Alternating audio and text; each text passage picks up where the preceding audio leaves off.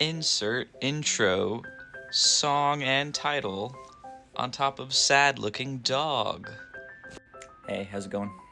I'm gonna say a 7.5, maybe an 8 for the first rating. It was good overall. Second rating is probably more like a 6. I had a lot to do, but like not a lot up here, if that makes sense. Like transferring this to that. We'll get into it.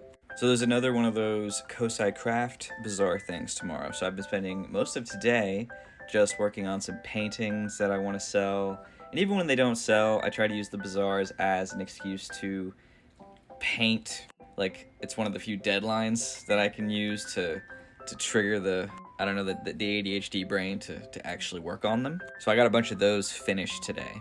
This is one just based on an idea I saw on Pinterest, mixed with like the paint splatter thing that I've been having fun with. Just meant to be, some sort of metaphorical thing. You decide what it means. I just liked having fun, kind of like having the body disappear into splatter, maybe turning into full-blown paint droplets down at the bottom. It's not as droppy as I wanted it down here, but I'm kind of tired of working on this one, so I'm gonna stop.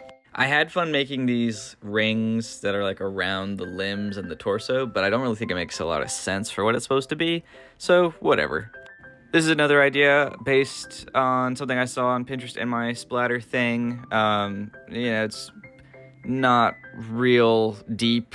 Pretty basic black and white thing, bursting with color. Again, just having fun. I like the splatter of it all. Originally, he was made up of like stripy, painty colors, and they were all kind of like being drawn up and then exploding.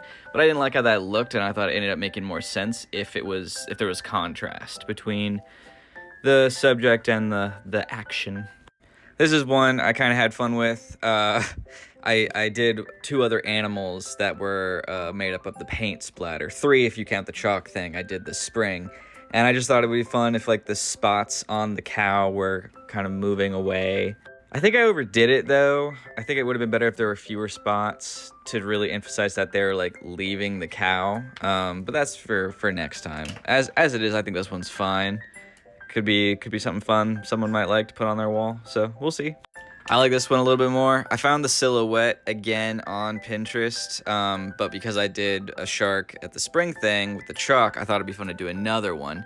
But I added the colors and then the paint splatter idea. I like how this one came out for the most part. I do wish my orange was a little bit more vibrant. I think I got a little bit... I wasn't consistent with the green, and so this light green bit is kind of made up of, I think, 2 different markers, but I kept forgetting which one I was using, so, green's a little inconsistent, but whatever. I like the teeth on this a lot more than the chalk one I did in the spring. This is straight up something I saw on Pinterest that I wanted to recreate because I thought it was kind of cool.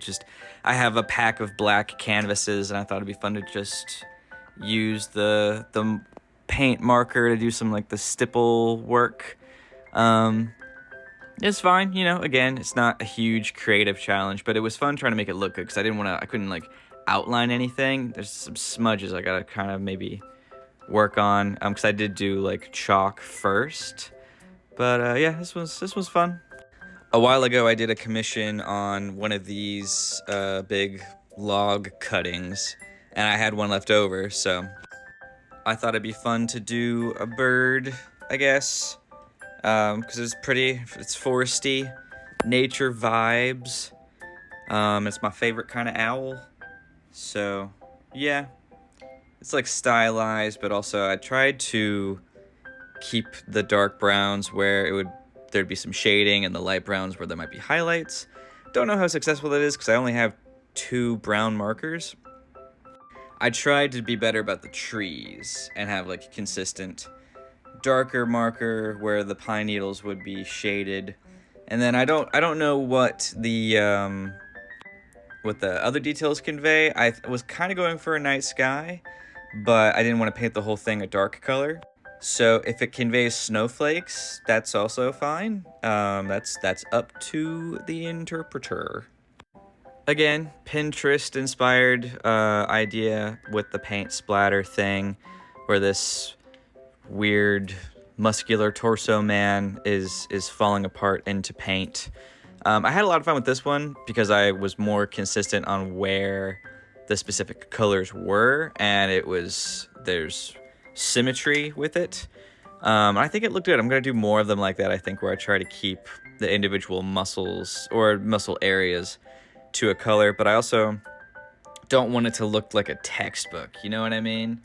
But yeah, this one came out well. I need to get new yellow markers because the yellow isn't really holding up as well. I did not prime the canvas because I figured because I wanted it to be a white background I could just leave it, but I should have primed it, so that's on me.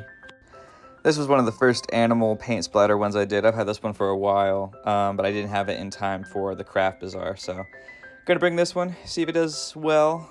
It was fun, but there's a little less direction in where the splatter's going, and it doesn't break up as much as I kind of wanted it to.